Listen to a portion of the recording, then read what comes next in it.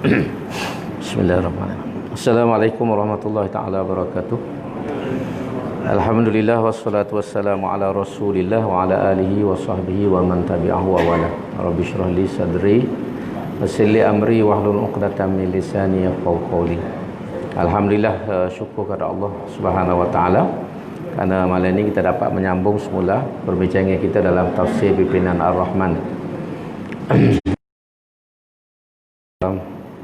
Kita baca sehingga ayat 22 surah Hud, iaitu surah yang ke-11, juzuk yang ke-12. Dalam ayat yang lepas itu Allah SWT menceritakan kepada kita tentang orang-orang yang kafir, yang menentang Nabi dan Rasul dan menentang ajaran Allah Subhanahu Wa Taala, dan mereka ini akan dikenakan laknat dan juga azab yang pedih. Di dunia mereka akan dilaknat, dan pada hari akhirat mereka dikenakan azab yang berganda dan pedih.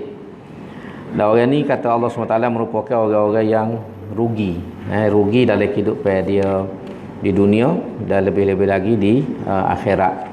Walaupun boleh jadi dia memperolehi kesenangan dan habuan dunia yang besar, tetapi di akhirat dia akan rugi kerana menerima azab dan juga hukumnya daripada Allah Subhanahu Wa Taala. Ayat seterusnya, selepas Allah SWT menceritakan kepada kita tentang orang-orang yang kafir ini, yang menentang ajaran Nabi dan Rasul, Allah SWT bawa kepada kita tentang keadaan orang yang beriman, orang yang beriman dan melakukan amal soleh.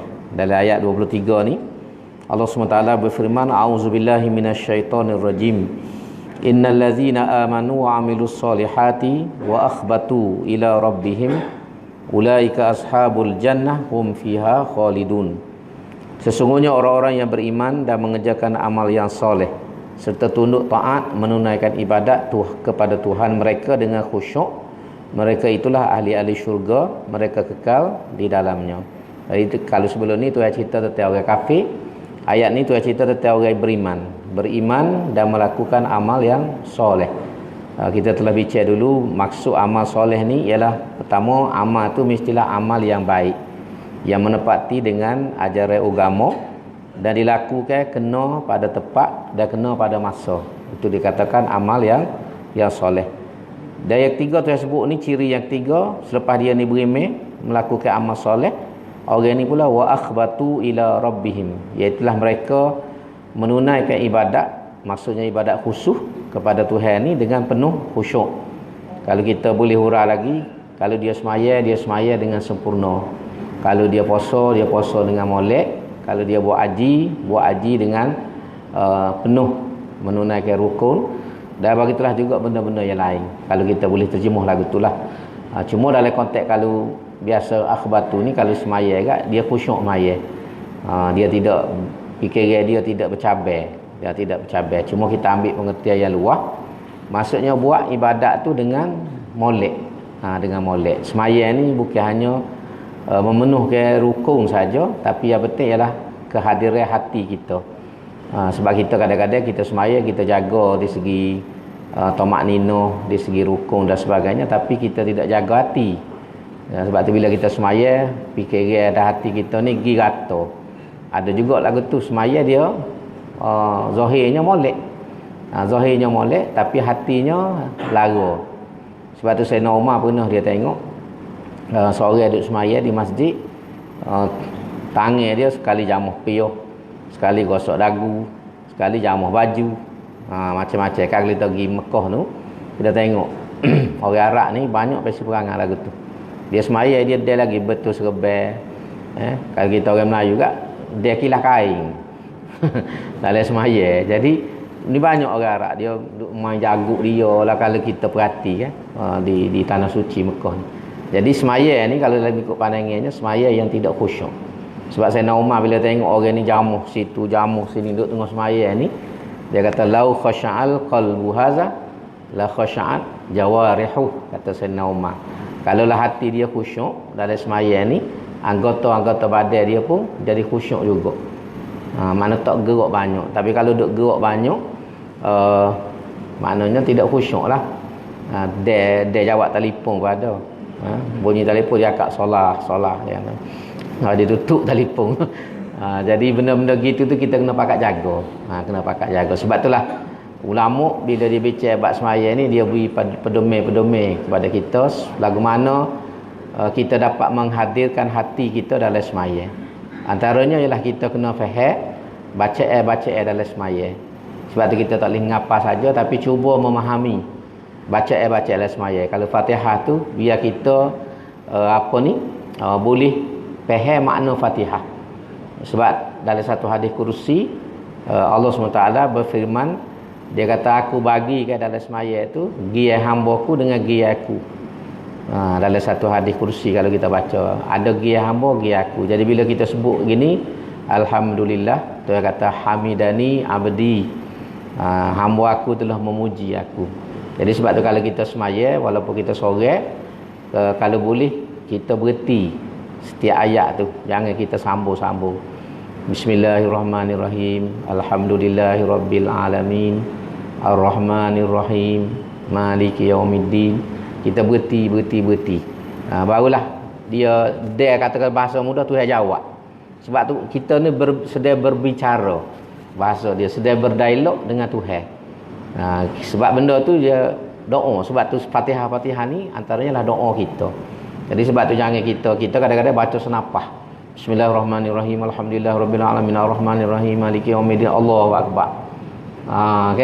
Ada setengah lagu tu lorak ke dia semaya lorak. Jadi kita tak ada nak menghadirkan hati. Menghadirkan hati kita ni dalam semaya, dan kita tak rasa dengan Allah Subhanahu Wa Taala. Jadi asas nombor satu kata ulama ialah kena faham baca. Kita baca Allahu akbar, subhana rabbil a'la, subhana rabbil azim. Lepas tu at-tahiyat ke apa semua ni biar kita faham. Biar kita faham. Sebab semaya tu sendiri keseluruhannya adalah doa. As-salatu lughatan ad-du'a. Semaya dari segi bahasanya bermaksud doa. Bermaksud doa. Solah tu bermaksudnya doa. Dan memang keseluruhan kandungnya bacaan kita dalam semaya itu adalah merupakan doa kita. Antara dua sujud sebab kita kata Rabbi firli warhamni wajiburni. Habis tu doa tu kita. Doa so kita minta dengan Tuhan. Jadi sebab tu asas nombor satu kata ulama ialah cuba biar faham bacaan tu. Jadi kita lama lagi umur 40, 60 tak faham lagi, belajar untuk faham. Barulah dia jeliga.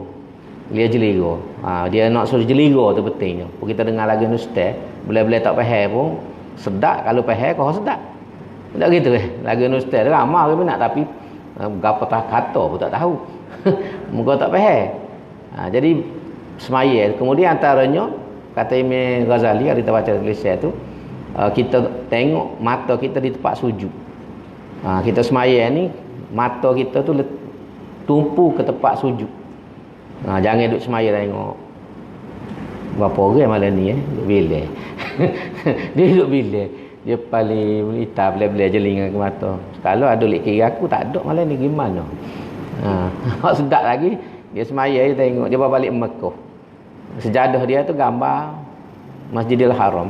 Dia duduk perhati, pintu mana aku masuk buat ni. Tu masalah juga. Ada setengah tu, pintu mana dia kata dia masuk. Jadi penuh semaya tu. Jadi sebab tu kata Imam Ghazali, antaranya ialah kita tengok di tempat sujud. Tengok jangan liar, mata ni jangan liar. Jangan liar. Tu antara. Lepas tu cuba elok ke geruk. Sebab tu dalam masyarakat kita ni kalau 3 kali dia batal semaya. Dia batal semaya. Pasal dia nak suruh kita ni khusyuk dalam semaya. Dalam semaya. Tapi bukan senil lah benda ni. Kita sendiri, hamba sendiri pun bukanlah 100%. Tapi orang dulu ni kita tengok masjid utuh pun tak lari. Dalam riwayat ni, tapi riwayat ni pun tak pastilah.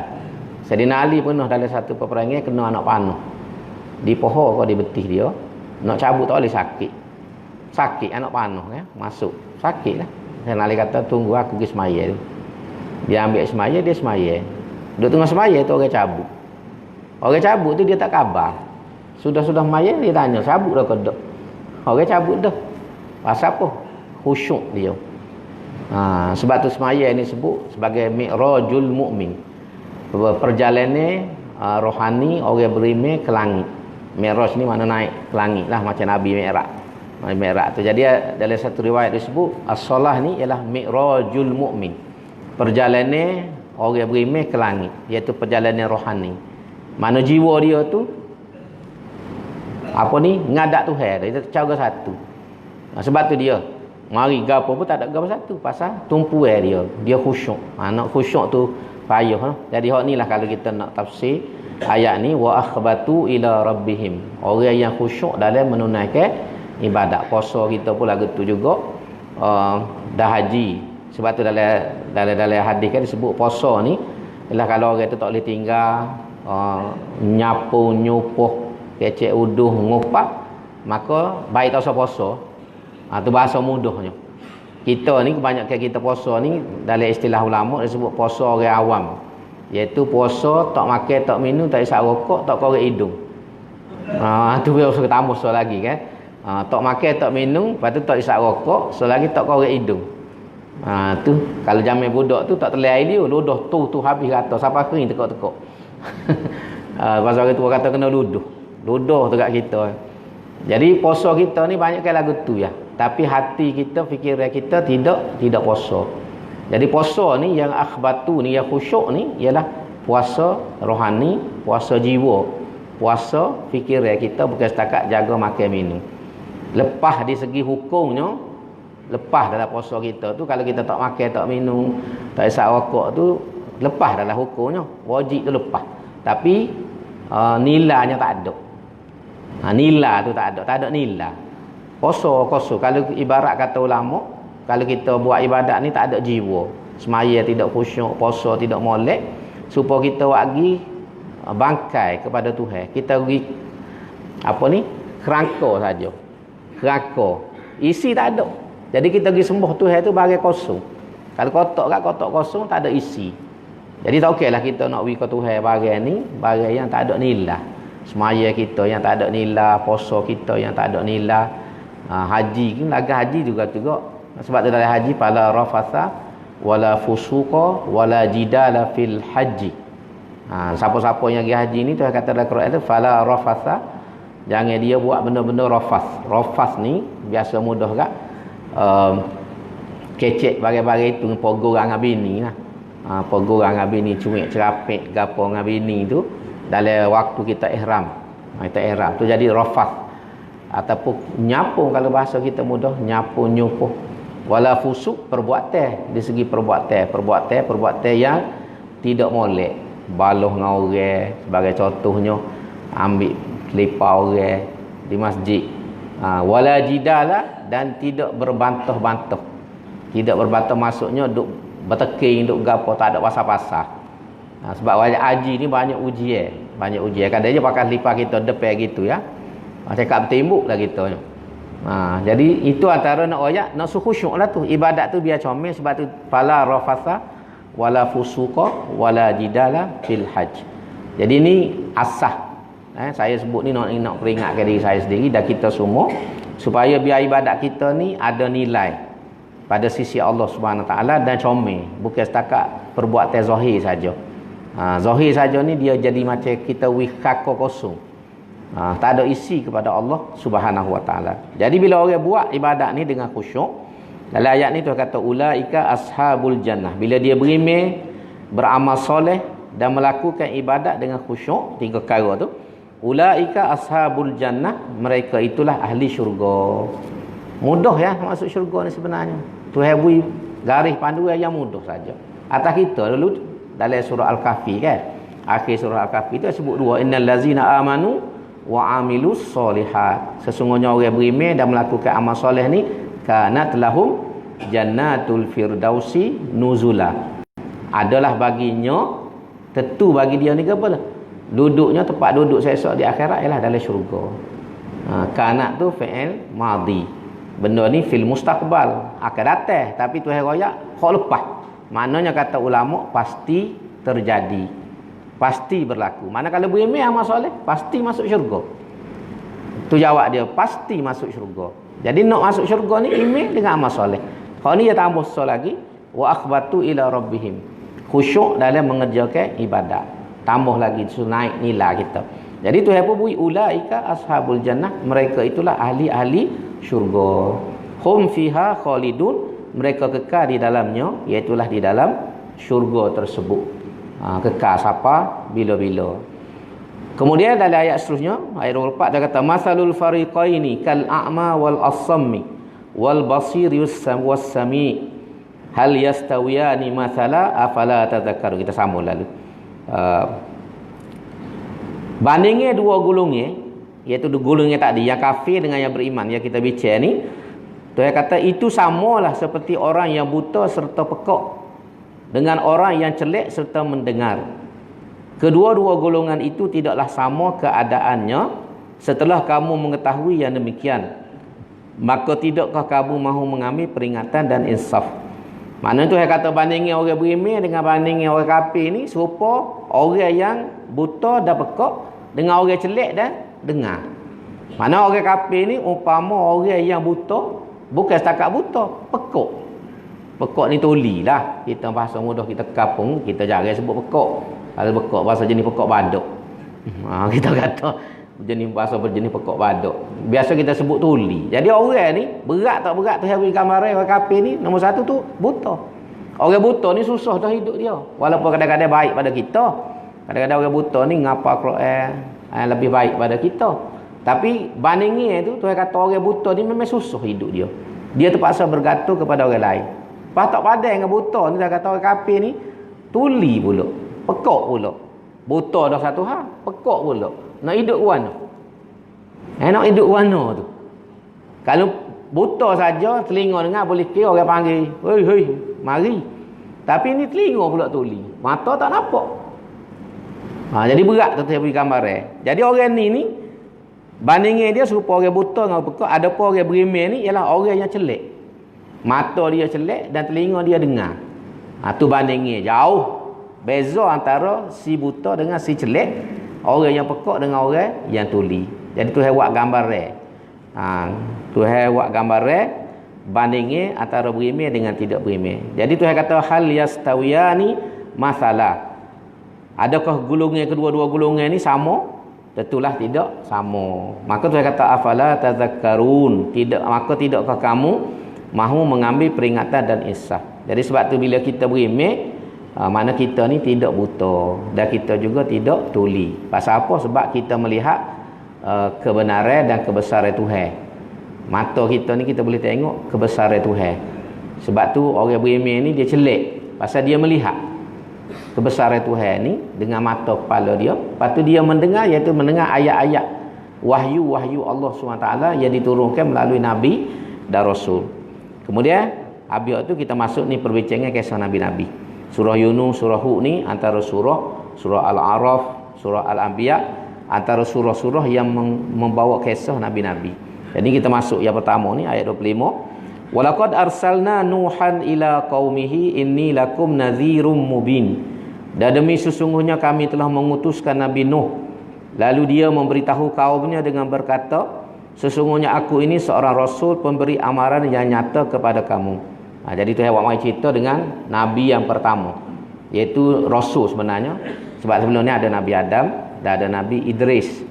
Nabi Adam dan Nabi Idris ni cuma dua orang ni dia tidak bawa dakwah lagi. Sebab Nabi Adam ni dia dengan isteri dia, lepas tu 4 orang anak. 2 lelaki 2 perempuan. Jadi masa tu orang hidup atas tauhid. Bila mari Nabi Idris, lepas pada tu manusia masih lagi hidup di atas tauhid. Tak ada syirik. Orang beriman belaka buat benda yang baik. Tapi selepas pada Nabi Idris wafat, Nabi Idris wafat ni tak silap dah tempoh berapa ribu tahun tak tahu. Manusia ni mula melakukan syirik. Membina mengukir patung-patung dan kemudian dia sembuh. Masa tu ada 4 patung yang utama. Patung ni asalnya ialah orang-orang soleh di kalangan kaum itu. Jadi orang soleh ni membimbing kaum dia ni di atas akidah tauhid. Tapi bila siapa masa mati, bila mati orang ada ni nak menzahirkan ingatan kepada orang mati, maka dia membina patung. Apa kita kan ambil gambar tok gambar dini ayah kita hak mati, anak kita hak mati sebagai ingatan. Jadi dia apa buat? Tok situ tak ada waktu satu lagi letak. Inilah orang soleh zaman dulu, orang yang bimbing kita bawa ajak-ajak kita pada benda molek. Tapi lama kelamaan syaitan mari menghasut. Hasut akhirnya sembuh.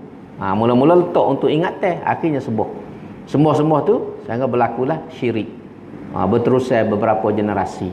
Sebab tu dalam Islam setengah apa ni lah ni pun masih ada pandangan iaitu kita tak boleh patung ni tak boleh buat. Kau keras kat gambar pun tak boleh. Gambar tak boleh. Tu ada khilaf di segi gambar tak ada khilaf. Tapi patung ni memang tak ada ulama yang kata boleh buat patung. Sebab nak mengelakkan syirik itulah. Takut kita ni lama-lama apa ni mensyirikkan Tuhan dengan menyembah patung-patung. Sebenarnya ambil daripada pengajaran. Jadi akhirnya Allah SWT menghantar Nabi Nuh. Nabi Nuh ni kira Nabi dan Rasul yang pertama. Sebab dalam ayat ni Tuhan kata kami telah mengutuskan Nuh kepada kaum dia. Sebab Nuh ni sebelum cantik jadi Nabi, Tuhan beri kesedaran dah dia. Bila dia cerdik, dia tengok kaum dia ni buat benda tak betul. Duk sembah patung, duk sembah batu, sembah berhala. Jadi dia ni cerdik, dia mikir gapo dia yang patung tu boleh buat. Gapo dia batu ni boleh buat. Sedangkan batu ni diukir oleh manusia sendiri. Manusia yang ukir, manusia yang buat, cuci, basuh. Tiba-tiba sembuh benda tu. Jadi dia sendiri tu Tuhan beri kebijaksanaan pada dia daripada dia start remaja tu dia tak boleh terima tu. Sehingga akhirnya dia bawa diri duduk jauh pada kaum dia, tak masuk, tak campur dengan orang, duduk teriuk sedih tengok kepada keadaan kaum dia. Kalau kita baca dalam tafsir tu, dalam kisah tu, sehingga akhirnya dia dengar suara daripada Allah Subhanahu Wa Taala. Dia bunyi suara tu, ya Nuhu kam tanuhu, wahai Nuh berapa lama mu ni nak meratap, nak bersedih. Nama dia nama lain. Kalau kita baca dalam kitab apa tak ingat lama dah baca tu, nama dia lain. Tapi diberi gelaran Nuh sebab dia banyak meratap. Dia banyak meratap, dia banyak duk sedih melihat keadaan kaum dia. Jadi lekatlah nama Nuh. Siapalah bila-bila pun orang sebut Nabi Nuh, Nabi Nuh. Jadi akhirnya Tuhan hantar malaikat, dan malaikat kalau kita istiharlah pada dia ni sebagai Nabi dan Rasul. Lalu dia berdakwah kepada kaum dia dengan ayat ni. Dan ni dia sebut rekah, inni lakum nadhirum mubin, sesungguhnya aku ni seorang Rasul, pemberi amaran yang nyata kepada kamu. Iaitu apa dia? Allah ta'budu illallah inni akhafu alaikum azaba yaumin alim. Iaitu janganlah kamu menyembah melainkan Allah, sesungguhnya aku bimbang jika kamu menyembah yang lainnya, kamu akan ditimpa azab yang tidak terperi sakitnya pada hari pembalasan. Jadi bawah ni tertulis, setelah Allah Ta'ala menerangkan perihal Nabi Muhammad SAW diutus sebagai pesuruh Allah dan menerangkan dengan dalil-dalil dan bukti tentang kebenaran kerasulannya dan kebenaran Al-Quranul Karim yang diwahyukan kepadanya, maka mulai dari ayat ini, iaitu ayat 25 ni, Allah Ta'ala menerangkan pula perihal Nabi-Nabi yang telah diutus kepada kaum masing-masing dan akibat orang-orang yang kufur engkar, sebagai memberi semangat supaya junjungan kita Nabi Muhammad sallallahu alaihi wasallam berjuang terus menyiarkan Islam dan janganlah dihiraukan golongan yang menentangnya, juga memberi contoh tauladan bagi umat manusia mengambil iktibar dan insaf. Jadi bermula pada ayat 25 ni, Tuhan wak mari kisah nabi-nabi rasul ni. Pertama nak beri semangat pada nabi kita Muhammad sallallahu alaihi wasallam yang berhadapan dengan penentangnya. Jadi Tuhan royak bukan mu seorang orang lawan, bukan mu seorang orang kata koksi-koksi, orang maki dalam Twitter, tulis dalam Facebook, bukan mu seorang. Kalau kita guna bahasa. Tapi orang dulu pada mu ni, bermula pada Nuh ni pun, dia sudah berhadapan dengan cabaran yang berat dah. Menentang manusia yang kufur. Jadi beri semangat kepada Nabi. Yang kedua, pada kita lah orang beriman ni. Sebab selepas pada Nabi, tanggungjawab kita macam Amos sebut dulu, Ibnu Katsir dalam huraian dia sebut kita orang Islam ni ummatud dakwah, umat yang bertanggungjawab menyampaikan agama setakat yang kita boleh kepada orang ramai. Jadi bila kita nyapa benda molek ni walaupun sikit, orang akan kata macam-macam. Apa kita rajin mai masjid, oi lebah weh. Kan kita dengar kan tu, oi lebah. Kita duduk dengan saing kat dia, bunyi orang bel kata maaf weh, kawin nak pergi mai dulu. Lebah weh demo. Cara itulah kadang tu nak melemahkan semangat kita. Tidak kata molek lah demo pergi comel, demo pergi dak lebah weh demo. Kan dulu kan bila orang puai tutup aurat pakai tudung, dia gelar apa? Hatu kumkum. Mana orang Islam ni orang Melayu ni hatu kumkum. Hatu kumkum. Bila orang pakai jubah, sipir janggut ke apa nak jadi arak dia kata. Nak jadi arak. Padahal benda-benda ni semua amalan sunnah. Pakai jubah, sipir janggut, ni amalan sunnah. Tapi orang kita sendiri sama-sama kita. Jadi makna kita akan berdepan dengan cabaran-cabaran. Walau kecil sekalipun, dia kadang-kadang boleh melemahkan jiwa. Ada kata bila orang kata kita pakai tak pergi. Setengah tu ada orang pakai tudung molek-molek. Kata darak mu ni zaman dah ni. Akhir buka tudung. Mana dah tapi menuju artis. Artis pakai tudung molek-molek, buka tudung. 2-3 orang. Tapi menuju orang baru ni, orang Kelantan ni pakai pula. Tidak pakai tudung, pakai nikok nak pula. Kau janguk nampak. Janguk. Jadi nak ayat cabaran dalam hidup. Jadi wak mari kisah Nabi ni sebagai iktibar dan juga semangat kepada kita. Jadi hak Nabi Nuh bawa ni asah kepada ajaran agama ataupun dakwah ialah Allah ta'budu illallah. Tu nombor satu risalah ataupun mesej perjuangan Islam ni ialah supaya kita mengabdikan diri kepada Allah. Jangan syirik kepada Tuhan. Tu asah dakwah. Mana-mana pun dakwahnya itulah tujuan dia. Walaupun bentuk kita berbeza, orang ni ambil pendekatan ni, orang ambil pendekatan ni, tapi hakikatnya nak bawa manusia kepada agama. Bawa kepada agama, cara saja yang berbeza. Sebab tu Amos selalu sebut dalam bab berdakwah ni kita tak usah duk balas cara. Masing-masing pilihlah cara yang sesuai dengan dia. Sebab kita nak pergi tempat tolong belaka. Kita ni kalau barat nak duduk pacu, kita nak pergi kota baru belaka. Nak pergi kota baru, sama ada Iyomo ke Iyomo lah. Muka orang pakai pergi Iyomo lah. Jadi kita tu nak pergi setempat tu ya. Cuma orang ni pergi kok kalau cepat. Orang ni pergi kok Panji.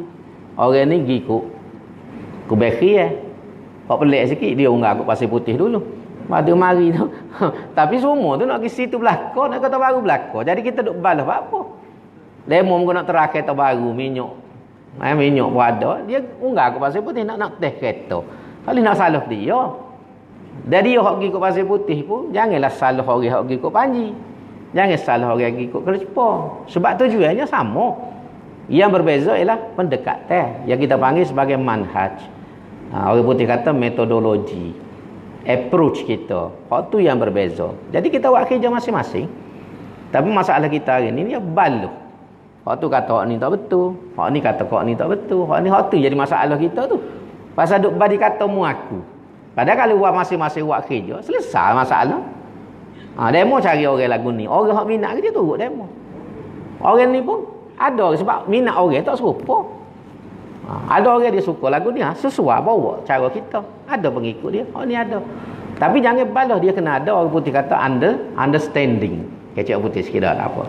Kena ada persfahaman. Kena ada persfahaman dalam membawa agama. Barulah jadi hebat. Baru jadi hebat. Sebab manusia ni bermacam-macam. Tidak ada satu golongan yang mampu tarik semua orang. Orang ni dia ambil berkat ni bukan semua orang turut dia. Ada orang tak turut. Maka hak tak turut tu biar orang lain pula pergi cari. Sebab kita nak ikat ikan lah. Ada orang ni ikan dia ni dia boleh ikan halus-halus. Ikan besar kena orang lain ikat. Moga upaya tak serupa kan. Hak ni upaya cacing tak kena ikat ikan ayo. Moga cacing kena upaya besar udai ke. Sebagai contoh. Itulah contoh bandingnya kita dalam dakwah. So ni hak mau selalu tekan sokmo tu. Yang kita banyak tidak faham, kenapa kita balas sama kita. Mung kata aku tak betul, aku kata mung tak betul. Padahal tujuannya nak bawa manusia kepada menyembah Allah Subhanahu wa taala. Asasnya ialah Allah ta'budu illallah. Jangan kamu sembah kecuali Tuhan. Tu asas dia. Sebab kalau kita langgar ni, kita sembah lain pada Tuhan, kita esok akan dikenakan azab yang pedih. Tu Nabi Nuh kata situ. Kemudian seterusnya ayat 27 ni Tuhan cerita reaksi daripada kaum dia. Faqala al-mala'ul ladzina kafaru min qaumihi ma naraka illa basharam mithlana wa ma naraka ittaba'aka illa alladzina hum aradhiluna badiyar ra'yi wa ma nara lakum alaina min fadlin bal nadhunnukum kadzibin. Jadi bila Nabi Nuh ni dia rekah cerita ni. Kalau kita baca cerita betul panjang lagi. Jadi bila dia bawa agama ni kepada kaum dia, jawab kaum dia ialah, maka berkatalah ketua-ketua yang kafir dari kaumnya, iaitu kaum Nuh itu, kami tidak memandangmu wahai Nuh melainkan sebagai seorang manusia seperti kami, dan kami tidak nampak golongan yang mengikutmu melainkan orang-orang kami yang miskin hina, lagi berfikiran singkat. Dan kami juga tidak memandang kamu mempunyai sebarang kelebihan, keistimewaan yang mengatasi kami. Bahkan kami menganggap kamu orang-orang pendusta. Jadi ini respon ataupun reaksi daripada kaum dia, terutama al-malak. Dalam Quran ni Tuhan guna istilah al-malak. Al-malak ni ialah orang-orang yang ada pengaruh dalam masyarakat. Sama ada dia tu boleh jadi raja, kemungkinan dia tu Perdana Menteri, boleh jadi dia ni ketua kampung, boleh jadi dia ni bangsawan, boleh jadi dia ni orang kaya. Tapi semua dalam istilah Quran dia panggil al-malak. Sebab kita akan jumpa waqalal mala'u waqalal mala'u. Malak-malak ni merujuk kepada orang-orang yang ada pengaruh, yang boleh pergi orang dalam masyarakat. Jadi inilah orang yang paling kuat menentang dakwah Nabi dan Rasul di mana-mana. Dan hujah dia mudah ya. Dia kata dalam ayat ni, dia kata, aku tengok mu ni Nuh supaya orang ramai-ramai. Tak ada kelebihan apa-apa. Nak turut ke mana mu? Pitih tak ada. Harta tak ada. Pakat tak ada. Paha duk turut mung tu pula ialah araziluna, orang-orang dogo. Araziluna ni kalau kita kat orang dogo, dogo ni maksudnya orang jenis hak miskin, jenis hak tak ada jawatan, orang kampung, orang hak tak ngaji. Ni noyak lumruh perjuangan Islam. Sebab tu perjuangan Islam di peringkat awalnya biasa orang biasa ya turut. Orang hak ada harta, ada gapo tak turut. Orang jenis korporat jutawan ni biasa tak turut. Tak turut tu bukan kerana tak betul. Kalau kita baca dalam sirah Nabi, khusus tentang Nabi Muhammad, bukan kerana Nabi bawa tak betul. Tapi orang-orang ni kalau kita baca dalam sirah dan kita tengok Quran sendiri cerita, ialah kerana dia tak boleh terima orang hak dogo biasa ni jadi ketua. Sebab dia tahu kalau dia terima dakwah tu, hak ni lah kena jadi ketua. Kalau dalam kisah Nabi Nuh, kalau dia berimeh dengan Nabi Nuh kena jadi ketua. Dia turut Nabi Nuh. Jadi nak turut ke mana Nabi Nuh ni? Mari masjid berjalan kaki. Mari masjid berjalan kaki. Perih. Masuk kedai kopi minum teh. Tak ada bitih lah tu ayat jawabnya. Pergi Kota Baru naik bas. Jadi nak turut ke mana orang lagu ni? Dia ni mari masjid, BMW. Belfire bagai macam tu. Lepas dia pula makan kelas-kelas restoran. Jadi nak turut ke mana? Jadi orang kata jatuh kau? Jatuh jiwa. Jatuh kedudukan dia kalau turut orang miskin. Ini memang dalam sejarah semua Nabi Rasul. Sebab orang miskin ni dia nampak kebenaran, dia nampak keadilan, dia tak ada kepentingan. Tapi orang-orang ada pakat ni nombor satu sekali. Dia ni kelihatan Nabi Muhammad jelas. Sebab tu dia petikan Nabi, bapa dia kata Tuhan latihmu Muhammad. Bapa wahyu ni turun pada mu ni Muhammad miskin, yatim piatu, tak ada gapo. Bapa Tuhan tak turun ala orang yang mana? Ala qaryataini azimatai, dua bandar yang utama, iaitu Taif dengan Mekah. Sebab orang Taif ni orang hebat, orang kaya, orang jutawan. Kalau kita Malaysia ni kan, duduk mana? Damansarahat. Damansarahat ni kalau sebut Damansarahat Kuala Lumpur ni, orang kelas-kelas lah duduk situ. Bukan orang sepuluh kita ni jogi round tengok tu ya. Tapi Damansarahat ni orang kelas-kelas, bukit hutan, jalan hutan sebagai contoh. Tu memang tempat kelas-kelas lah tu. Jadi mu ni Muhammad mari kampung duduk mana tepi sungai. Duduk dalam basah ya. Jadi situ bandingin nak semudah. Jadi orang Arab ni petika, bapa tu nak turun kamu, tak turun ala rajulin min qaryataini azimatain, daripada dua bandar utama Taif dengan Mekah. Sebab Mekah ni jutawan korporat, Abu Sufyan sebagai contoh, Umayyah bin Khalaf. Ni orang-orang yang hebat, kaya raya. Jadi serupa perangai tu zaman lah ni pula gitu. Alah turun ustaz tu naik motosikal. Beres-beres mari ngajar. Naik motosikal, bawa kereta. Dah lah kereta second hand, tayar second hand lagi. Bukan setakat kereta second hand, tayar pun second hand. Nak dengar ke mana ustaz lah gitu. Tu contoh paling mudah. Dan ini memang berlaku dalam masyarakat kita. Sebab tu orang bawa agama ni, orang jeh. Pasal tadi orang memandai kepada zahir. Tapi ini ujian yang kita kena hadap lah. Sebab bukan kita zaman lalu ni saja. Zaman Nabi, semua Nabi lagu tu ni kan sebab apa ni, wa ma nara kattabaka ilal ladzina hum araziluna. Orang-orang dogo, orang awam biasa, badiar ra'yi. Kalau kita kat bahasa ni tak cerdik. Badiar ra'yi ni orang putih kata simple minded. Orang yang simple minded. Simple minded ni kalau kita kat orang tak cerdik lah. Sebut kat pakai cayo lalu. Bunyi kata nak rombok kabinet pakai kalu belakang hari ni. Macam contohnya. Siapa ada orang tanya, "Ustaz, jadi gapo esok?" Dah nak rombok kabinet ni. Kata hangpa tak terima surat lagi. Silap-silap jadi Perdana Menteri pun tak tahu esok. Jadi kita tinggallah cerita tu. Tapi nak ayat badiar ra'yi ni orang yang simple minded people. Orang yang biasa saja, orang biasa. Dia tak payah mikir, payah-payah. Mudah ya dia mikir. Kemudian wa ma nara lakum alaina, kami juga tidak memandai kamu min fadlin. Tak ada sebagai keistimewaan. Sebab mu ni orang biasa, muda lagi. Sebab biasanya Nabi dengan Rasul ni selepas berusia 25 tahun baru Tuhan pilih. Nabi kita Muhammad sallallahu alaihi wasallam 40 Dia sekitar 40 tu baru Tuhan latih. Takat kita duk baca-baca ni biasanya umur mata 40 tahun ni baru Tuhan latih. Jadi muda lagi 40 tahun ni beliau. Beliau. Kalau ni 40 tahun ni kau muda, sebab ada orang 95 tahun nak jadi Perdana Menteri lagi. Jadi 40 tahun ni muda benar dah banding dengan 95. Sebab tu hamba suruh muda, mula-mula suruh tua dah umur 60, tapi bila tengok 95 naik angin lagi, kita pun naik angin juga. Baru pada lawe. Jadi nak royak. Jadi hak ni jadi tak ada gapo menu. Wa ma bal nazunnukum kazibi, bakal kami menganggap kamu orang-orang pendusta. Mu ni kecek pelawak, reka ya cerita ni. Tu sebagai contoh. Lalu dia jawab, qala ya qaumi ara'aitum in kuntu ala bayyinatin min rabbi wa atani rahmatan min indi fa ummiyat alaikum anulzimukumuha wa antum laha karihun.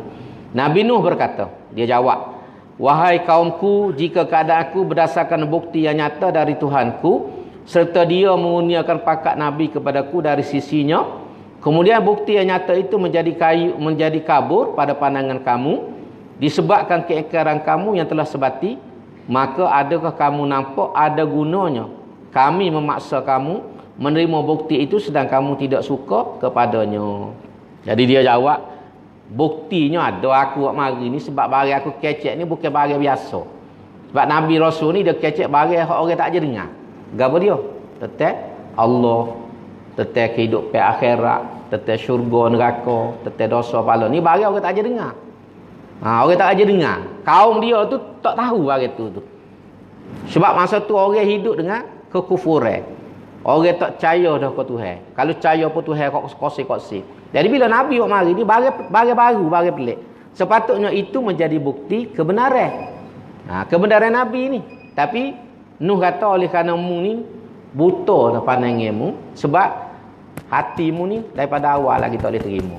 Sebab tu kalau kita dengan Quran kan, kita tengok berapa orang boleh baca Quran, macam orang putih dia boleh tafsir Quran tapi tidak berimeh. Sebab hati dia tutup dah.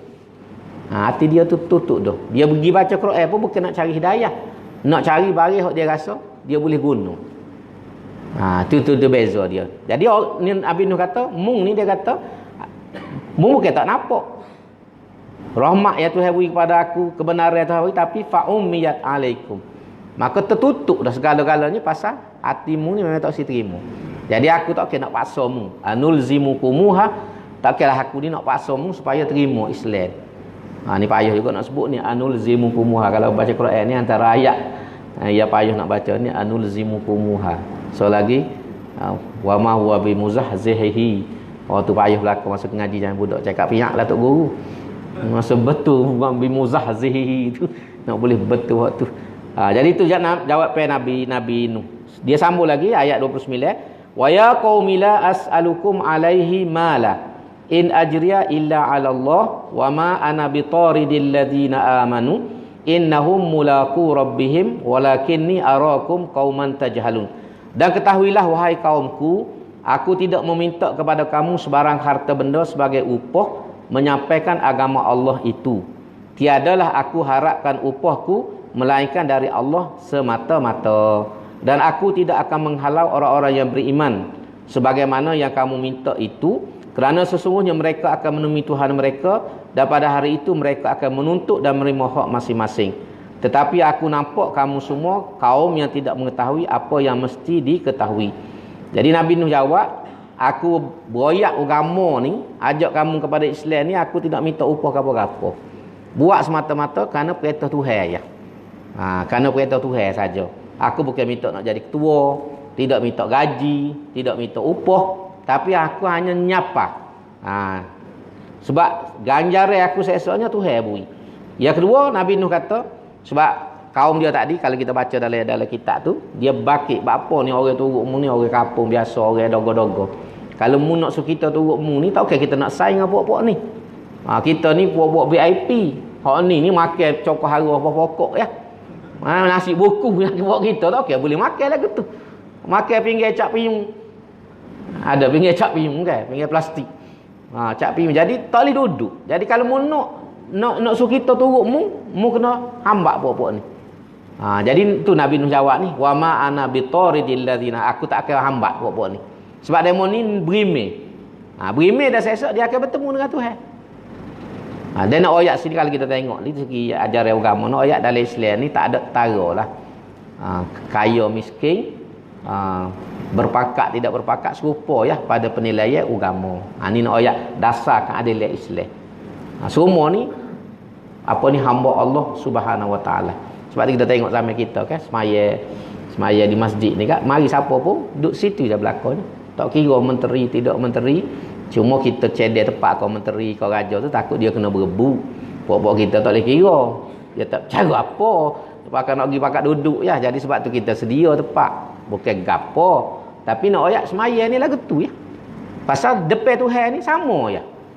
Mu kaya, mu cerdik, mu ada harta gapo, mu ada pakat depan Tuhan sama saja. Dalam masjid ni dia tak ada tara. Dia tak ada tara. Cuma orang besar tu bila dia mari secara rasmi kita kena cedek tepat, bukan salah. Tak okey raja nak mari tepat kita nak semaya bawah tu. Lepas pak tembok dari tu cokok depan meja maya. Tak sung lagu dak kalau raja mari. Jadi sebab tu kita cedek tepat. Tu ya bendanya. Tapi masjid ni bebas terbuka luas. Itu nak ayat istimewa Islam. Dan ni disebut ni. Dalam ni kalau kita boleh faham makna ni. Wa ma ana bitaridil ladzina amanu. Aku tidak akan hambak orang-orang yang beriman. Sebab demo ni esok akan bertemu dengan Allah Subhanahu Wa Taala. Lalu Nabi Nuh kata walakinni arakum qauman tajhalun. Aku tengok kamu ni ialah sebagai kaum yang tidak mengetahui apa yang mesti diketahui. Sebab orang ni dia tengok dengan mata kebendaan. Islam ni dia tengok dengan mata rohani. Mata rohani dia beza. Sebab tu benda orang putih polo ni kan, orang barat, orang moden ni tak kena kita tak ada bukan satu. Sebab kita tengok mata lain. Mata kita agama ni mata rohani. Mata apa dunia moden ni mata kebendaan. Dia tengok orang ni, kalau pakai janguk gapo kereta besar, tabik lalu. Kalau mari dengan basikal atau jalan kaki, pakat tak cara pada cerdik jalan kaki kadang-kadang pada bawa kereta. Tak, kadang-kadang cerdik jalan kaki lagi. Sebab bawa kereta tu kadang driver ya. Dia gak driver ni bukan nak hina driver, tapi kita kira dari segi kelulusan latar belakang dia. Pasal kita kadang bila tengok kereta kan, ingat kereta ni boleh sewa kereta. Sebab tu kalau cerita sikit cerita apa ni apa Luqman Al-Hakim. Pada saat riwayat dia kata bukan Luqman tapi Johar. Tapi kita tak cara lah tu kat mana sebab dua-dua ni ada cerita. Jadi orang panggil dia pergi makan gula. Dia ni jenis tai biasa sok mau pakal lebih kurang. Jadi bila orang panggil dia pergi nyoh-nyoh. Tak ada orang lain. Tak ada orang jemput dia masuk ke apa. Padahal orang kenal. Tapi kerana dia pakal lebih kurang, orang pergi sambut ni, mari pakai baju comel, berjanguk ke apa, mari dengan kereta pakai sambut. Tak ada orang cara. Dia pun nyoh-nyoh bawa diri seorang. Duk cokoh tu, orang pun tak ajak makan, tak akak. Dia duk mikir guano pelik. Dia tengok. Dia kata kali kis aku pakai dogo kali ni. Dia pun balik. balik buka mari ambil harga mahal. Dia ada juga duk sipir tu. Dia pakai hok comel, hok jangok, jubah hok nampak mahal kelah ke apa, pakai serban molek mari. Mari tu gak duk jauh orang panggil tu. Selekeh. Dia kata lagu ni rupanya. Aku mari tadi tak ada selekeh pun. Tapi bawa aku pakai jangok semak ni, selekeh jauh lagi. Bawa dia ni tempat duduk tu duduk ke apa. Baru dia mikir, kali demo ni kis pakai kali. Kis aku makan. Lalu dia pun ambil gula lesek baju. Ambil air percik lesek baju. Lesek dia makan lah mun dia tahu nak jamu mu bukan jamu aku. dia kata kau baju kau jubah dia tu. Dia ambil pek baju dia makan kenyai dia kata. Orang nak jamu mu bukan nak jamu aku. Aku mari dah tak ada orang cara. Kis aku pakai mu ni pakai layar belakang. Makan dia kata kenyai. Tu nak ayat cerita betul ke tak tahulah, tapi ada ditulis nak ayatnya manusia ni melihat zahir. Melihat zahir, melihat penampilan, dia tidak tengok hati. Sedangkan orang yang dekat dengan Allah SWT ni banyak kianya memang selekeh lah. Sebab tu Nabi sebut dalam satu hadis, dia kata boleh jadi orang ni rambutnya kusuk masak, bajunya tapung, pakai lebih kurang. Tapi kalau dia lau aqsama 'alallahi la abarrahu, kata Nabi, kalau dia bersumpah dengan Tuhan ataupun berdoa pada Tuhan makbul lalu doa.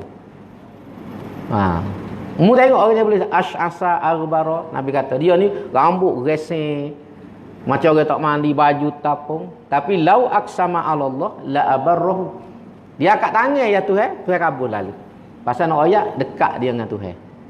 Sebab tu wali-wali Allah SWT ni kadang-kadang kita tengok memang kita tak terfikir. Supaya orang gila dia kata wali-wali Allah. Macam Habib Nuh hak suhu di Singapura tu kan.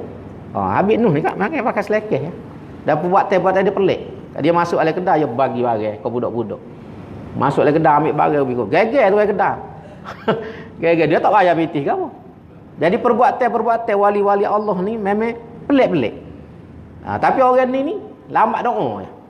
Kita cakap mai ajak 40 hari pun tak jadi apa lagi. Pasal tika tu yang ingat ke Tuhannya. Tika susah tu. 40 hari tu tak baca Yasin 40 tapi tika lain tak percaya Tuhan. Tu masalah. Jadi wali Allah ni dia dengan Tuhan dekat. Tuhan ni dekat. Jadi sini nak ayat apa ni? Orang-orang ni kadang-kadang kita tak boleh nak kata bila kita tengok zahir. Sebab tu ingat tamu pergi Mekah.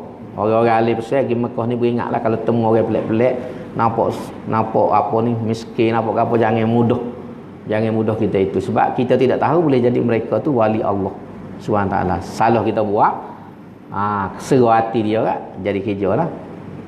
Jadi kerja. Kadang-kadang Tuhan nak uji, mari hok pelik-pelik tu. Mekah banyak lagu tu. Kalau orang biasa pergi Mekah dia banyak duk cerita, temu-temu. Di tempat kita pun kalau Masjid Muhammadi tu, ni orang yang biasa lah, dia cerita kat Abah kalau pergi boleh puasa malam-malam temu orang pelik-pelik kalau boleh puasa. Kita pergi lepas-lepas pukul 12 memang temu dia tu ada orang pelik-pelik. Tapi Abah tak jadi, tak berani. Takut makin pelik kita lari. Baik dah segi petai lagi. Tapi ada beberapa orang yang memang orang rohani tinggi lah, dia sebut Masjid Muhammadi kalau boleh puasa pergi lepas pukul 12 malam terah boleh 2-3 malam akan temu makhluk-makhluk yang pelik, orang-orang yang pelik. Nak terah boleh puasa tarpeh lah, tak puasa tahun ni habis dah. Terah lagi. Tapi kena beringatlah sikit, nama balik demi. Baik, balik pada cerita kita. Kemudian Nabi Nuh jawab lagi, wa ya qaumi man yansuruni minallahi in tarattuhum afala tazakkarun. Dan lagi wahai kaumku, siapakah yang akan menolongku dari azab Allah jika aku menghalau mereka? Maka mengapa kamu tidak mahu ingatkan kekuasaan Allah? Jadi kena beringat dengan orang miskin ni terutamanya, kena beringatlah. Kadang-kadang orang miskin ni dia bawa kebaikan kepada kita. Cuma ada juga orang ambil kesempatan tu tak lari dah. Tapi roliknya orang miskin yang jujur ni dia membawa berkat. Bawa berkat kepada kita yang kita tidak tahu. Sebab dalam satu hadis tu disebut Islam ni ditolong, agama ditolong ialah antaranya kerana doa orang-orang yang miskin, orang susah. Wa hal tunsaruna illa bi du'afaikum. Kamu tak ingat ke Tuhan kata kamu ni dibantu oleh Allah kerana orang-orang miskin. Orang miskin yang tak ada kepentingan apa-apa dia doa. Doa dia tu lebih mustajab daripada kita. Kita ni ada kepentingan, kadang-kadang nak beragah. Dalam doa pun nak beragah lagi. Jadi orang miskin dia tak ada apa-apa. Dia tak ada kepentingan. Jadi bila dia berdoa tu berdoa dengan jujur. Dia kecek-kecek pun betul. Jadi hal ni sebab tu saya kata wahal tunsaruna illa bidu'afaikum. Kamu tidak tahu boleh jadi kamu ni ditolong oleh orang-orang yang miskin.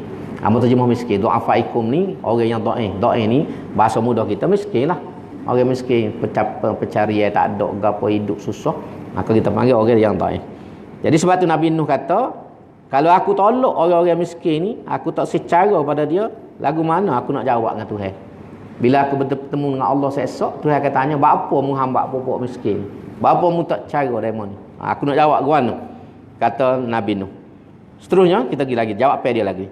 Wala aqulu lakum indi khazainullah wala a'lamul ghaiba wala aqulu inni malak wala aqulu lil ladzina tazdari a'yunukum lan yu'tiyahumullahu khaira. Allahu a'lamu bima fi anfusihim inni idzal minaz zalimin. Dan aku tidak pernah berkata kepada kamu di sisiku ada perbendaharaan Allah, dan tidaklah aku mendakwa mengetahui perkara-perkara yang gaib, dan aku tidak mengatakan bahawa aku ini malaikat, dan aku juga tidak berkata terhadap orang-orang yang beriman yang kamu pandang hina itu bahawa Allah tidak akan memberikan kebaikan kepada mereka. Allah lebih mengetahui akan apa yang ada di dalam hati mereka. Sesungguhnya aku jika bertindak demikian, nescaya menjadilah aku dari orang-orang yang zalim. Ladi Nabi Nuh jawab, sebab tadi kan orang kata mu ni orang biasa ke apa. Jadi dia kata, aku ni memang tak ada harta benda sikit abu. Tak ada pembendaharaan Tuhan. Walaupun aku nabi, tapi tak ada kekayaan dengan aku. Dan aku pun tak tahu barang gaib. Gapo nak berlaku lepas ni, esok aku tak tahu, nak royak tak boleh. Sebab aku ni berdasarkan ilmu Tuhan bui. Esok kita tahu, lepas ni kita tahu dah apa berlaku. Lepas dia kata aku pula bukan malaikat. Aku pula bukan malaikat. Sebab kalau kita tengok dalam kisah Nabi sallallahu alaihi wasallam ni, orang Arab ni soal, bapa Tuhan ni tak atas malaikat? Bapa atas manusia supaya Muhammad? Bapa tu tak turun malaikat? Senin waktu hijrah lalu. Tapi kalau kita baca Al-Quran itu saya jawab juga, sebab malaikat ni dia tak ada nafsu. Dia tak ada nafsu. Jadi kalau dia juruh pun orang kata boleh lah, mungkin dia tak ada nafsu. Dia tak ada erang sikit abu tengok ni lofa pun supaya tengok ramai-ramai apa batai pisau. Tak ada serok gambar satu. Tengok harta pun tak ada gambar satu. Tengok gapo pun tak ada gapo. Jadi orang kata boleh lah juruh, bukan tak ada perasaan. Maka sebab tu kata ulama, Tuhan hantar manusia juga nak royak nafsu-nafsu kita ni kita boleh kawal. Nabi kita Muhammad SAW nafsu dia ada dan dia kuat, sebab tu isteri dia 9. 9 tu antara tandanya kata ulama ialah tanda kekuatan apa ni? Syahwat dia lah. Sehingga dia boleh sampai 9 orang isteri. Kita ni seorang tu pun jenuh makan tu Kak Ali. Obat tu obat ni. Ni 9 isteri. Dan Nabi penuh dari satu riwayat tu, dia raung habis 9 orang semalam ni. Start lepas Isya, sampai subuh habis 9 rumah. Oh, kena kita jelepek petang. Kalau kita orang biasa ni. Tapi nak royak kekuatan Nabi sallallahu alaihi wasallam. Tuhan bui ke dia tu. Sebab tu dia boleh kawal sampai 9. Tapi dia boleh kawal diri dia. Dia boleh kawal, dia boleh puasa, dia lapar sebab kita juga, nak makan juga. Tapi boleh puasa. Boleh puasa sunat. Dia nak tidur sebab kita juga, tapi boleh bangun pukul 3 pagi, pukul 4 pagi semaya. Jadi kalau kita nak kata tak boleh buat, tak boleh buat, ni Nabi boleh buat. Tu kata ulama, sebab tu Tuhan pilih manusia. Dia tidak pilih malaikat. Sebab kalau malaikat orang buat, boleh muka dia malaikat. Dia tak ada gapo. Tengok roti cana tak teliu. Tengok nasi goreng tak teliu. Tengok orang puai tak ada rasa. Bolehlah. Jadi itu antara alasan sebab tu ulama kata kenapa Tuhan memilih manusia. Nak royak ajaran Islam ni manusia biasa mampu melaksanakan. Manusia walaupun dia ada nafsu, dia ada keinginan kini, tapi dia mampu. Itu atas tujuan. Jadi puak dia duk bakit malaikat. Tapi Nabi Nuh jawab, aku pun bukan malaikat. Dan aku tidak menolak orang-orang yang miskin ni. Sebab kalau aku buat benda lagu tu, dia kata aku ni termasuk dalam golongan orang-orang yang zalim. Kita pergi sikit lagi Qalu, ni jawab, kaum dia jawab pula. Dialog ni, dia berdialog.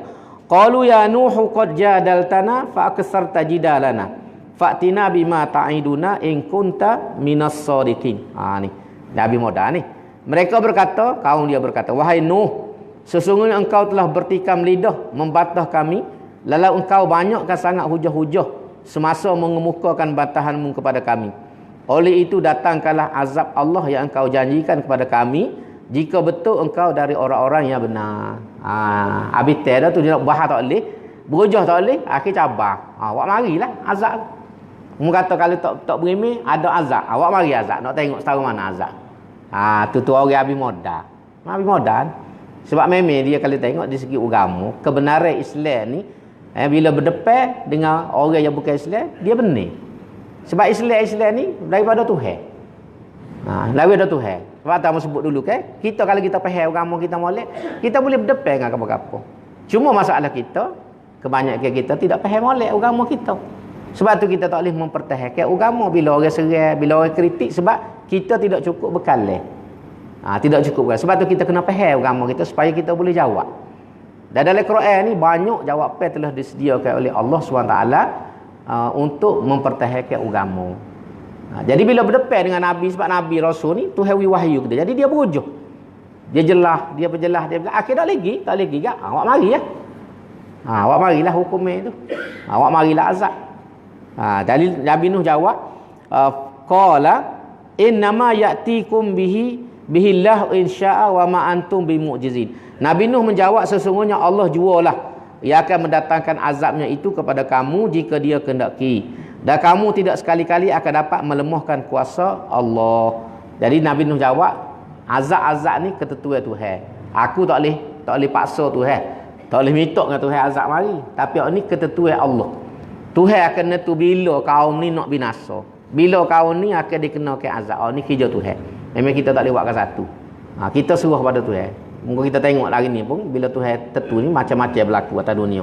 Tak boleh nak pergi dah kita manusia. Bejok lagu mana, pas hari ni sebab tu tak jumpa lagi vaksin coronavirus ni. Tak jumpa, walaupun ada bunyi kata Cina dapat buat dah vaksin tu. Tapi tengoklah dulu lagu betul kalau tak betul. Bunyi kata akan mari dalam bulan depan ke Malaysia. Tapi tak tahulah setara mana. Agak-agak betul lah. Tapi nak ayat lama mana? Berapa bulan dah ramai mana dah mati? 1 juta lebih dah Seluruh dunia ni 1 juta dah pak mati. Vaksin ni belum lagi ditemui oleh manusia. Bunyi yang kata ada. Dia nak ayat kerja Tuhan. Jadi Nabi Nuh kata, hak ni pun kerja Tuhan. Kerja Tuhan. Wala yanfa'ukum nushi in aradtu an ansahalakum in kana Allahu yuridu an yughwiyakum huwa rabbukum wa ilaihi turja'un. Dan tidak ada gunanya nasihatku kepada kamu jika aku hendak menasihati kamu, kalau Allah hendak menyesatkan kamu kerana kamu tetap berdegil. Dialah Tuhan kamu dan kepadanya kamu akan kembali. Jadi kalau aku nasihat pokok-pokokmu ni tak jadi kerja juga sebab mu degil. Tak saya terima kebenaran. Am yaqulu naftarah qul iniftara'ituhu fa alayya ijrami wa ana bari'um mimma tujrimun. Mereka terus berdegil, bahkan mereka menuduh dengan mengatakan Nabi Nuh sengaja mengada-ngadakan secara dusta bahawa Tuhan mengurniakan pangkat Nabi kepadanya. Nabi Nuh diperintahkan menjawab dengan berkata, kalau aku yang mereka-reka akan wahyi itu, maka akulah yang akan menanggung dosa perbuatanku itu, dan sebenarnya aku bersih dari dosa kesalahan kamu menuduhku. Jadi demo ni dia tuduh Nabi Nuh ni ngaku ya Nabi, bawa wahyu sedekah hak sebenarnya tidak. Jadi apa ni tuduhan ni serupa pada Nabi Muhammad sallallahu alaihi wasallam. Kan Nabi kan kita baca dalam sirah ni panjang kan. Orang Arab ni tuduh dia ni ahli syair, tuduh dia ni tukar sihir, tuduh dia ni tukar tenung. Macam-macam tuduhan. Dan mereka siapa kata pelawak. Nabi Muhammad ni pelawak. Hak dia royak tu tak betul belaka. Dia reka ya. Bukan hak Tuhan royak.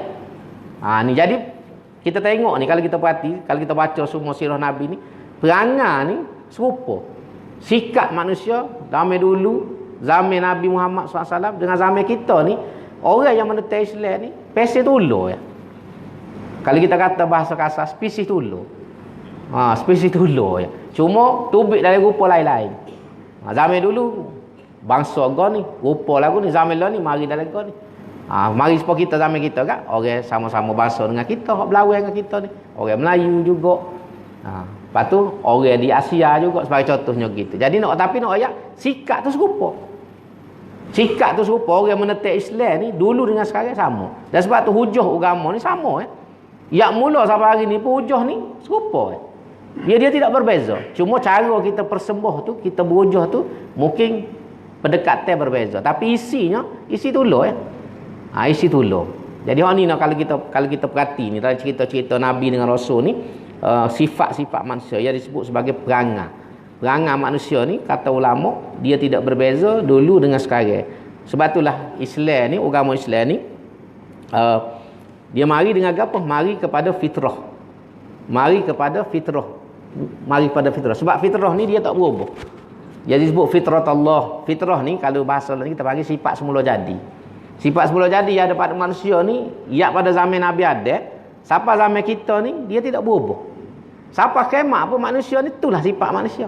Sebab tu Islam ni dia mari dia tuju kepada fitrah. Dia tuju pada fitrah manusia. Dia tidak tuju pada benda lain. Ilmu mungkin berbeza, teknologi mungkin berlainan. Tetapi fitrah manusia dia tidak akan berubah. Dia kata fitratallahi allati fataran nasa 'alaiha la tabdila li khalqillah zalika dinul qayyim walakinna aktsaran nasi la ya'lamu. Fitrah Tuhan ni dia tidak berubah. Iaitulah gapo kalau kita belajar dari segi psikologi, perasaan manusia ni nak cari tempat dia gantung dalam hidup. Perasaan tu nak bergantung pada satu kuasa yang lebih besar pada dia. Hak tu ni perangai tu yang mula lagi. Sebab tu bila dia tak jumpa Tuhan, dia sembah tari, dia sembah bulan, dia sembah apa ni peti, dia sembah ribut, dia sembah bukit buka, dia sembah yang kita panggil fenomena alam. Supaya orang asli duduk dalam hutan, orang Indian dulu, dia sembah fenomena alam. Sebab sifat manusia ni nak gantung. Dia nak gantung pada satu benda yang lebih kuat pada dia, lebih besar pada dia. Tapi kalau dia tak temu agama, dia kira kasih. Atau akhir sembah dewa. Dewa kan macam-macam kan. Dewa ni kalau hamba duk baca mengikut paham hamba, jin lah. Jin semua kita panggil dewa. Dewa-dewa ni lah jin. Sebenarnya jin. Dalam cerita wayang kulit tu. Memang tu puak jin. Anu mereka putih ke apa ni. Jin lah tu, bukan orang. Boleh lompat 7 benua. Bukan seni. Semua dalam wayang kulit tu mungkin ada Tok Dalai ya. Kalau tak ada Tok Dalai tak jadi kerja juga. Tapi nak ayat kehebatan tu 7 benua ke apa semua tu. Pasal sebenarnya mereka ni memang jin. Jin dia bukan manusia. Sebab tu kekuatan dia, kehebatan tak serupa kita. Dia lebih. Sebab jin ni kalau kita baca dalam kitab, perjalanan dia utara, timur dengan barat ni semata ya. Seru gitu siapa. Duduk di timur, dia boleh mari ke barat. Duduk di barat boleh pergi ke timur. Dia gerak seru. Kita nak pergi ni berapa belah jam naik kau terbang. Nak pergi England tu kak, berapa belah jam? 12 jam lebih. Kalau direct flight pun dalam 10 hingga 12 jam. 12 paling cepat dah tu. Turki tu kalau kita pergi Turki, direct flight daripada Kuala Lumpur 10 jam. Tak berhenti tu straight 10 jam. Tu baru sampai Turki. Ni timur dengan barat. Timur barat seru. Sebab dia ni dia tidak terikat dengan sebab dia bukan makhluk fizikal. Kalau kita guna bahasa mudah, makhluk jin, malaikat ni bukan makhluk fizikal. Dia makhluk rohani. Makhluk rohani. Jin ni ataupun jin lah. Jin ni dia buat daripada api. Daripada pucuk api. Min naris samum. Daripada pucuk api yang panas. Kalau pucuk api ni macam gas dapur gas tu biru tu. Duduk atas tu. Malaikat dia buat daripada cahaya. Jadi makhluk ni dia bukan fizikal. Dia makhluk spiritual dia panggil. Makhluk spiritual dia tak terikat dengan alam. Dengan kita. Kita ni sebab kita ada fizikal dan spiritual. Ada roh, ada jasad. Sebab tu kita lekat. Kita lekat. Pergerakan kita dikawal oleh ruang dan masa. Apa dia panggil time and space. Time and space ni mengawal kita. Sebab tu pergerakan kita terhad. Tapi makhluk ni dia tak ada, dia tak terikat, dia seru gitu ya. Pasal dia makhluk spiritual, lebih lagi malaikat. Sebab tu malaikat ni naik langit ni, perjalanan dia 1000 tahun. Kalau kita manusia biasa ni, kita memerlukan 1000 tahun. Tapi malaikat ni dia boleh pergi dalam kira dia sehari ya. Fi yaumin kana miqdaruhu alfa sanatin mimma ta'udun. Dalam surah surah Sejadah. Surah Sejadah kita buat email baca pagi Jumaat tu. Summa ya'ruju ilaihi fi yaumin kana miqdaruhu alfa sanah. Naik langit tu dalam tempoh perjalanannya alfa sanatin mimma ta'udun, 1000 tahun mengikut kiraan kita manusia. Tapi bagi dia tu sehari semalam seru. Dan malaikat dia gilir kan, dia turun malaikat siap, dia habis shift dia waktu asar. Habis dia shift waktu asar. Masuk asar, mari dia ganti subuh pula. Dia tukar tu. Dua shift sehari. Sebab tu bapa atarusnya semaya asar ni dengan subuh ni semaya yang penting. Kerana masa tu malaikat tukar shift. Jadi biar dua-dua shift ni tengok kita ada di masjid. Tu kata ulama. Kalau ni nak naik, dia tengok, ada kawan tu masjid. Kalau turun pula, ada di masjid. Jadi mari subuh pun, ada juga masjid. Nak jadi saksi. Sebab itulah semaya asar dengan semaya subuh ni, nilai dia besar banding dengan semaya lain. Payah ketek sebenarnya tayang tu payah. Tayang subuh lah kau payah. Kalau salah kena bani, kena gabuk pula kat. Kau lah payah. Kat buat kita ni mandi tak habis sekolah, tak cuci. Mandi junuk buat kita ni sekolah. Go sampai habis hari. Dia orang lagu ni kena pergi selai sungai baru dia cuci. Nabi mai mandi sebeledi ya. Sebeledi selesai mandi junub. Kita ni sekolah tak habis lagi. Was-was lagi buat kita. Tu masalah kita. Asal ni tanya orang lorak. Orang lorak asal tanya lorak. Lorak situ lorak sini tanya asal. Jadi sebab tu dua waktu ni amat besar nilai dia pada sisi Allah Subhanahu wa taala, terutamanya waktu asar disebut solatul wusta. Semaya yang pertengah. Jadi balik pada cerita kita. Jadi lepas pada tu Tuhan bila cerita ni kita pergi sikit sebelum kita berhenti. Ayat 30 ni kita berhenti ayat ni. Bila dah berlaku dialog dan sebagainya antara Nabi Nuh dengan kaum dia apa semua ni, lalu Tuhan kata wa uhiya ila nuhin annahu lan yu'mina min qaumika illa man qad amana fala tabta'is bima kanu yaf'alun. Dan setelah itu diwahyukan kepada Nabi Nuh bahawa sesungguhnya tidak akan beriman lagi dari kaummu melainkan orang-orang yang telah sedia beriman. Oleh itu janganlah engkau berduka cita tentang apa yang mereka sentiasa lakukan. Jadi bila dah lama dah duduk berdakwah ni, kalau kita baca dalam sirah tu 950 tahun. 950 tahun. Nak ayat lama tu. 950 tahun, tapi dalam ayat Quran itu kata fama amana ma'ahu illa qalilun. Tidak beriman dengan Nabi Nuh ni kecuali sikit. Tak sampai 100 orang. 950 tahun, kau beriman tak sampai 100 orang. Penak juga tu dia. 950 tahun. Jadi bila dah selesai ni Tuhan pun ayat mana? Cukuplah wahai Nuh, dia kata demo ni tak akan beriman kepadamu kecuali hak beriman dah. Maka sebab tu Tuhan kata jangan engkau berduka cita. Mu tak seru singgah pola walaupun hak beriman ni sikit, mu habis masa 950 tahun dah, Tuhan kata jangan kamu berduka cita. Ni mari ayat ni wasna'il fulka bi'ayunina wa wahyina. Ni Tuhan suruh buat kapal. Ni kita sambung kuliah akan datang lah. Kalau sambung tak ada habis ya, tak ada siap kapal. Kalau baca malam ni tak ada siap kapal. Jadi insya-Allah kita sambung dalam kuliah akan datang. Kisah Nabi Nuh diperintahkan membina bahtera oleh Allah Subhanahu wa taala. Kita berhenti setakat dulu. Aku lu qauli hadza wa astaghfirullahalazim li wa lakum. Wassalamualaikum warahmatullahi taala wabarakatuh. Bismillahirrahmanirrahim. Alhamdulillahirabbil alamin. Wassalatu wassalamu ala asyrafil mursalin wa ala alihi wa sahbihi ajma'in. Rabbana ighfir lana dzunubana wa israfana fi amrina wa tsabbit aqdamana wansurna 'alal qaumil kafirin. Rabbana zidna ilma, Rabbana hab lana hukma wa alhiqna bis solihin. Rabbana atina min ladunka rahmah wa hayyi' lana min amrina rasyada. Rabbana la tuzigh qulubana ba'da idh hadaitana wa hab lana min ladunka rahmah innaka antal wahhab. Allahumma inna na'udzubika min jahdil bala wa darakis syaqa wa su'il qada wa syamatatil a'da. Allahumma inna na'udzubika min jahdil bala wa darakis syaqa wa su'il qada wa syamatatil a'da. Allahumma inna na'udzubika min jahdil bala wa darakis syaqa wa su'il qada wa syamatatil a'da.